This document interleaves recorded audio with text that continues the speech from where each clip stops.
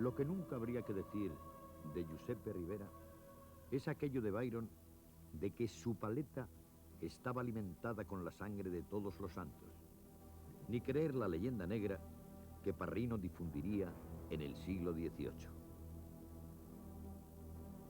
Para aplastar la obra de Domenichino en aquella ciudad, hizo luego su manera más fuerte con los colores de Caravaggio, y tanto fue el éxito y honores que alcanzó que se convirtió en algo típico la figura de Bartolomés despedazados, Lorenzos asados, Estebanes lapidados, Ixiones en las ruedas, Ticios destrozados, Tántalos atormentados y operaciones trágicas similares, con las que dio fundamento a las bromas que se hacía en Nápoles.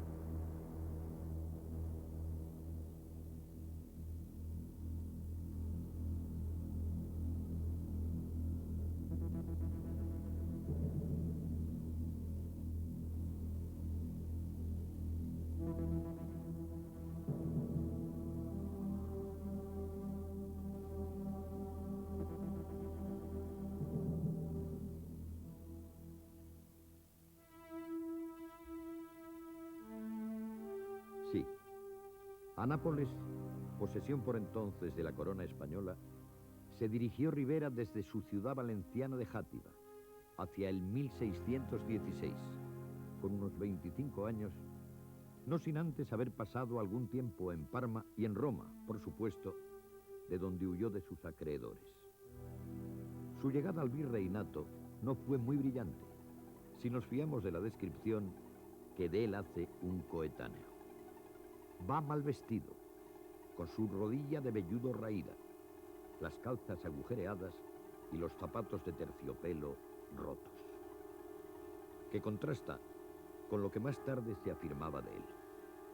Mostraba gravedad en el porte y en el trato, incluso con personas de alta condición y autoridad como los virreyes.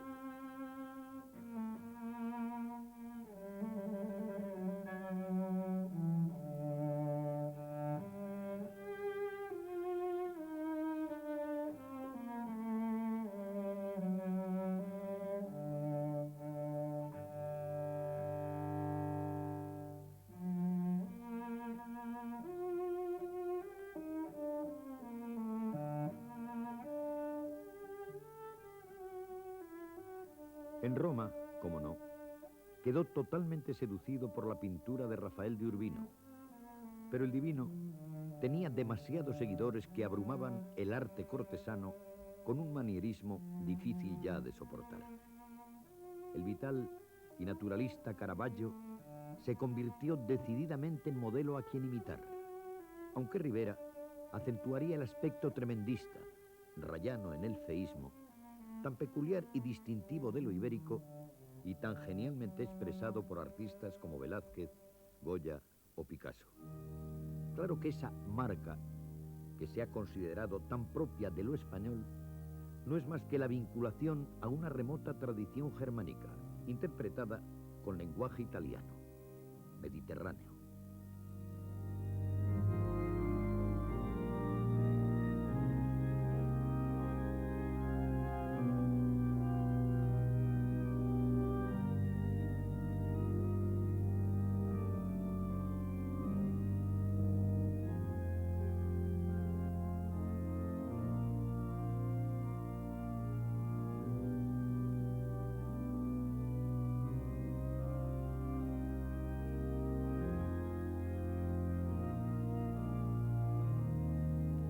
Rivera, aun dentro del llamado tenebrismo, es de un espíritu mucho más cosmopolita que sus contemporáneos españoles. Zurbarán, por ejemplo, de formación meramente local, está impregnado de gravedad, de sosiego y hasta de un candor campesino y piadoso. Rivera se desmarca incluso de su maestro de juventud, el catalán Ribalta.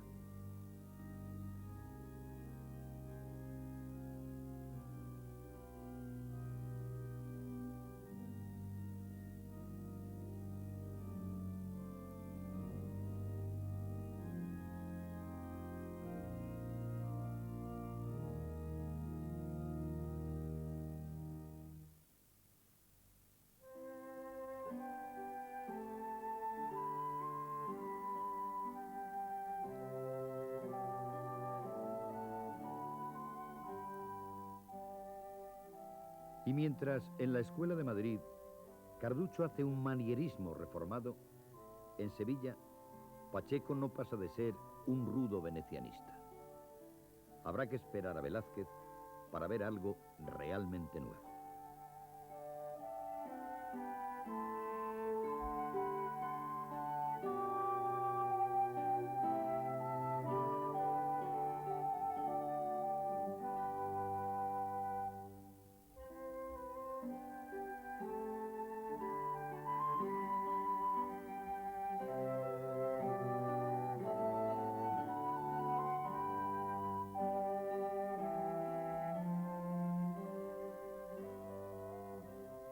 Con todo, Rivera no renuncia a sus raíces y acompaña muchas de sus firmas con el apelativo español e incluso español valenciano. Esta costumbre, unida a su corta estatura, hizo que se le conociera en Nápoles como el Españoleto.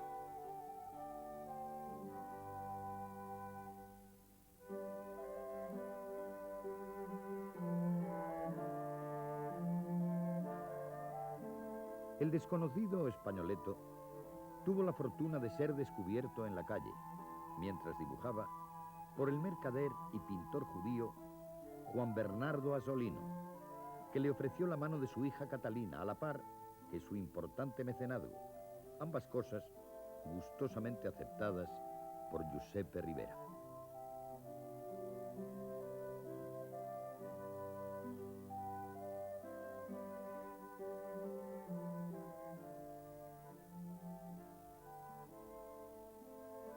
Pero no acaba aquí el reconocimiento del pintor español, ya que los virreyes de Nápoles se interesan por su arte.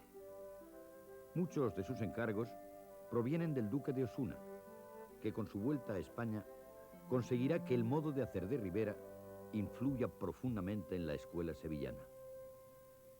No sucedió lo mismo con el duque de Alba, pero el sucesor, duque de Alcalá, lo tuvo entre sus artistas predilectos, así como el conde de Monterrey y el duque de Medina de las Torres, que le permiten residir en palacio y establecer allí su taller.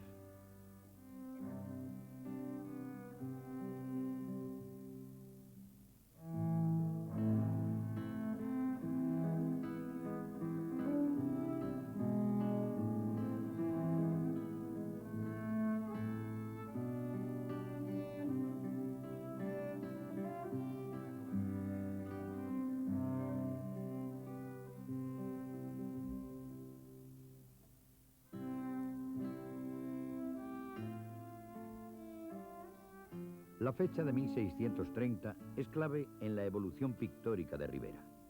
En ella tiene lugar el encuentro con Velázquez, 10 años menor que él, pero figura insustituible del barroco español y europeo. Los dos pintores coinciden en una fuerza especial para captar el espíritu de su época, la pasión, la tristeza, el escepticismo y no se sabe qué fatídica alegría de una España en decadencia, empeñada en imponer a la política europea un orden vertical, a partir del papado y el imperio, por los caminos de un belicismo a ultranza, por los caminos erráticos del favoritismo, la burocracia, la corrupción y la soberbia del antiguo esplendor. Esos tipos de la calle que Rivera, en consonancia con Velázquez, utiliza para representar a filósofos o fabulistas, corresponden más bien a la imagen del pícaro vagabundo que mantiene una lucha irónica y cruel por sobrevivir en una sociedad llena de prejuicios. No en vano, la literatura picaresca fue posible en España. El pícaro no es más ni menos que el personaje antagonista del caballero, del hidalgo empecinado ridículamente en su honor, en la apariencia hipócrita y falseada de su realidad.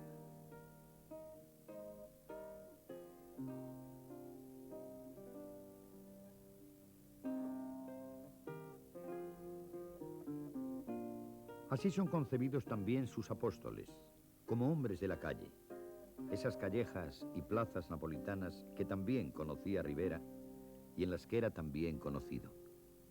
Sus modelos son los protagonistas de la marginalidad en todo su espectro social, mercenarios de todos los campos de batalla, mendigos, vendedores ambulantes, pobres pescadores, estafadores profesionales. Podemos considerar esta etapa por parte de Rivera como una relectura de Caravaggio en clave velazqueña. Es el espíritu del barroco lúcido en su propio caos, en el umbral ya de una modernidad que intentaría acabar con todo el oscurantismo que el hombre europeo arrastra desde el medievo. El fulgor del Renacimiento se apaga y comienzan a vislumbrarse las nuevas luces de la ciencia. Galileo, Descartes, Locke están a punto de tomar el relevo.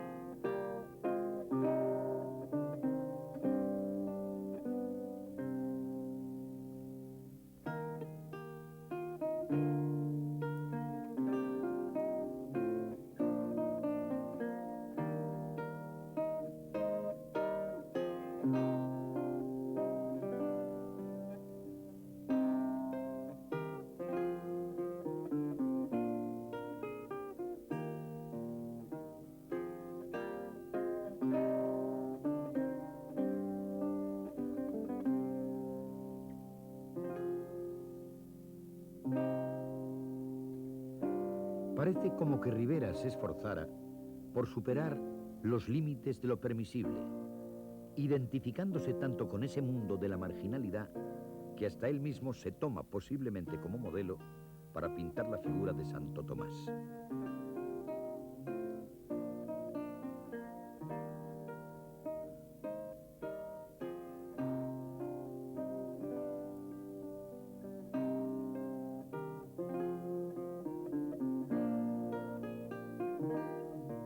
En esta serie del apostolado, San Andrés es la magna obra que supera a todas las demás. Las posibilidades de la luz utilizadas por Rivera y el análisis plástico del viejo pescador la configuran como una de sus obras maestras. Y, como superando la contradicción, el mismo Vaticano reconoce su genialidad y le nombra académico romano, además de otorgarle la Cruz de Caballero de Cristo, galardón máximo al que puede aspirar un artista.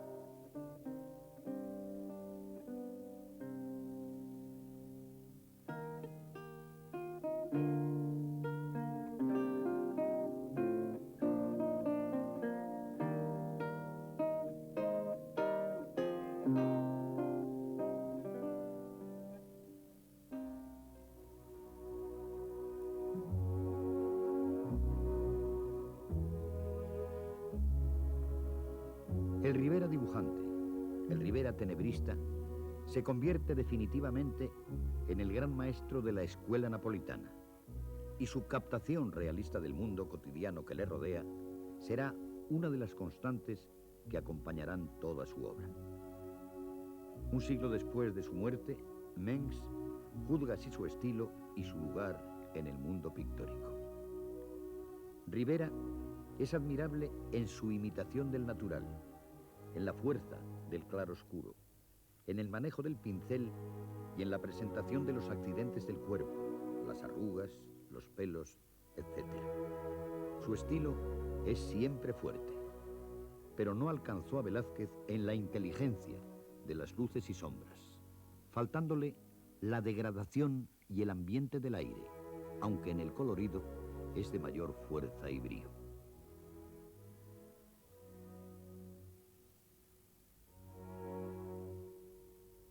En la misma línea, este cuadro ilustra un pasaje del Génesis, en el que se narra el engaño del patriarca por su hijo menor, Jacob, en complicidad con la madre, Rebeca, en perjuicio del primogénito Esaú.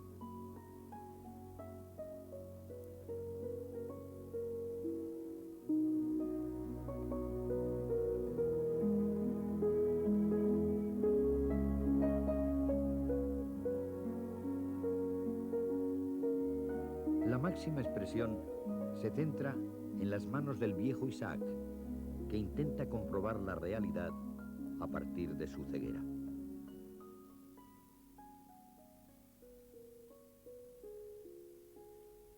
En esta obra, Rivera excluye el tenebrismo y pone de manifiesto el color, la composición narrativa, la solidez del dibujo, los paños y la naturaleza muerta.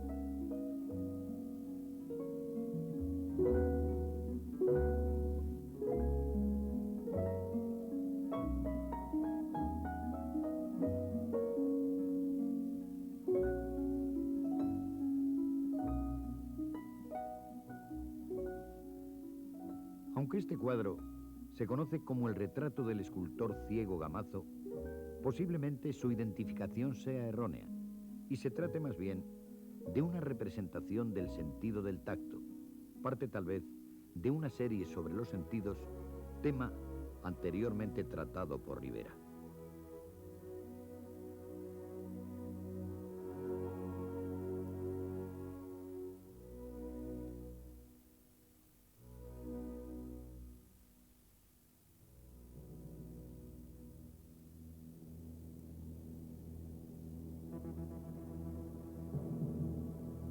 Los temas de la mitología clásica son tratados por Rivera cargados de una mayor terribilidad, esa característica que se le quiso achacar como definitoria de su arte. El violador Ticio aparece condenado por Júpiter a que sus entrañas sean eternamente roídas por un buitre.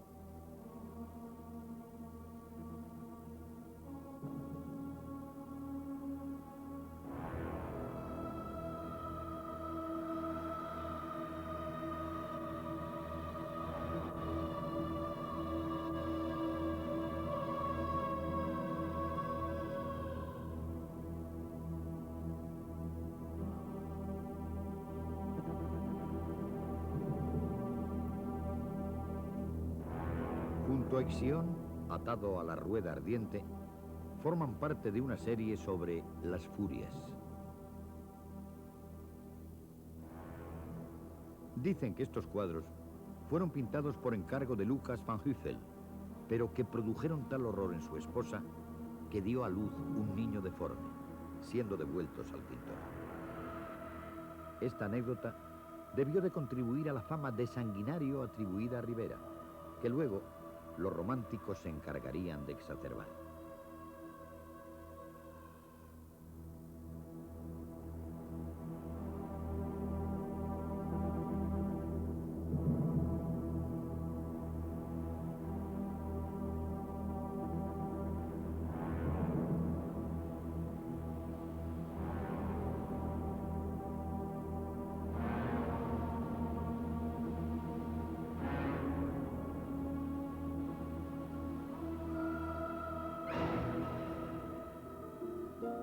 Las cabezas de la Sibila Gliceria y de Baco son los fragmentos que se conservan de una vasta composición titulada El triunfo de Baco y que fueron salvados de un incendio acaecido en el Alcázar madrileño en 1734.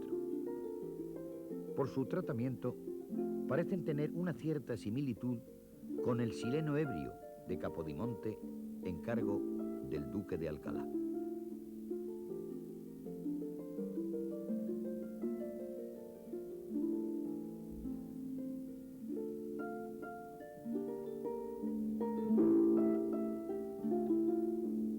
A medida que avanza la década de los 30, Rivera se va abriendo a la luz.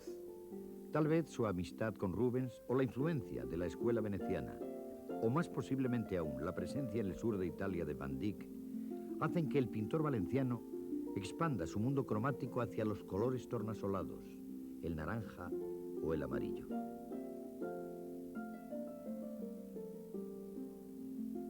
En el culmen de esta nueva vía destaca una Inmaculada poblada de niños y jóvenes de extraña belleza, que para algunos críticos es la obra religiosa más importante del barroco español. Aunque esta versión, que se encuentra en el Museo del Prado, es una copia en tono menor del original del convento de las Agustinas de Salamanca.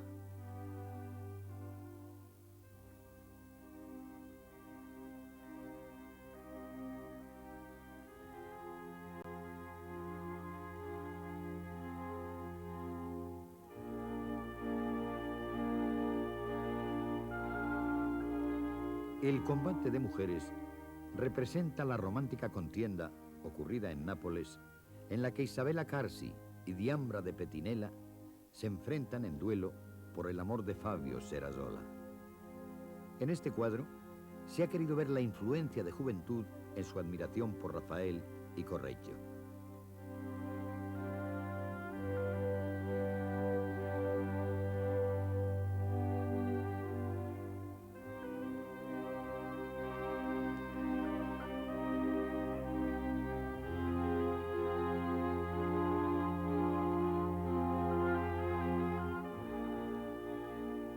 En esta apertura a la luz, una de las obras más conocidas es la de la Trinidad, con una composición que se organiza a base de diagonales curvas, procedimiento muy habitual en Rivera. El esplendor de la parte superior del cuadro indica ciertas influencias de la escuela veneciana. Esta interpretación de la Trinidad con Cristo muerto tuvo sus intérpretes en el siglo anterior al de Rivera, intérpretes tan significativos como Miguel Ángel, Durero y el Greco, consiguiendo así una visión más humanizada del dogma.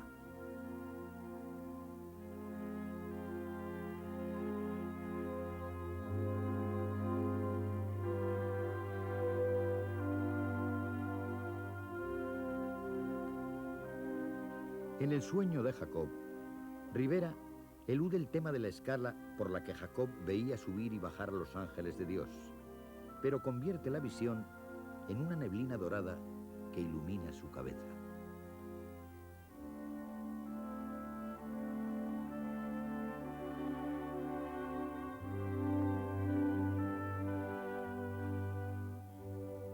Y ya en el San Sebastián, Rivera tiene la capacidad de liberarse del tenebrismo con esta figura ya a plena luz y que pone de manifiesto las afinidades del pintor con la escuela de Bolonia en la búsqueda de la armonía y plenitud de la forma.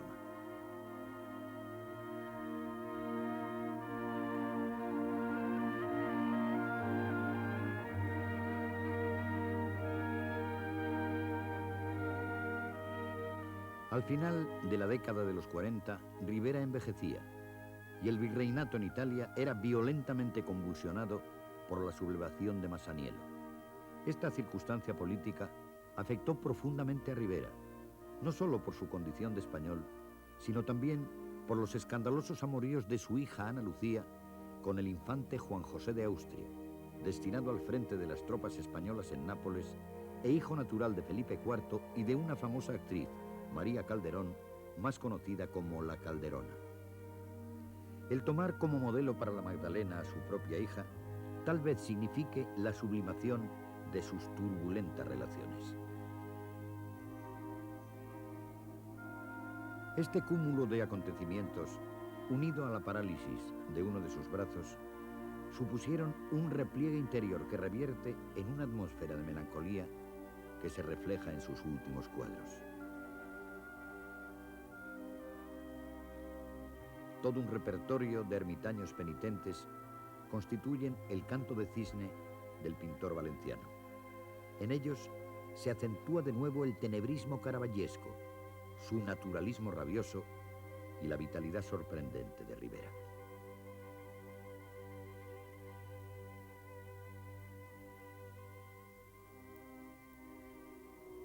En el umbral de esta última etapa, Ribera pinta una de las obras que se han considerado como de mayor prestigio en el Museo del Prado de Madrid. Hasta hace poco tiempo, se creyó que el cuadro ilustraba los momentos preliminares del martirio de San Bartolomé. Sin embargo, las investigaciones iconográficas realizadas por Darby han permitido reconocer que se trata del martirio de San Felipe, extraño tema dentro de los martirologios, aunque el tema real que vertebra toda la obra es el portentoso estudio del desnudo del mártir, en el que Giuseppe Ribera patentiza espléndidamente su dominio. El 3 de septiembre de 1652 muere en Nápoles el valenciano Ribera, no sin añorar su tierra natal, pero en Nápoles hasta el final, con las ideas muy claras al respecto, ya que al ser interrogado por Giuseppe Martínez en relación a esta decisión, Ribera responde tajante: queridísimo amigo, personalmente tendría muchos deseos, pero sobre la base de la experiencia de muchas personas bien informadas y veraces, me siento impedido de hacerlo por el hecho de que, si al primer año sería recibido como un gran pintor, al segundo nadie haría más caso de mí, porque viéndome personalmente, terminarían por no sentir más respeto por mí. Pienso que España es madre piadosa para los extranjeros y crudelísima madrastra para sus propios hijos. Por lo tanto, me quedo en esta ciudad donde reino muy bien acogido y estimado. Mis obras se pagan a mi plena satisfacción y puedo probar la justicia del proverbio que dice: quien se encuentra bien, no se mueva. Ribera no solo pervive entre nosotros por méritos propios de gran pintor, sino de gran maestro.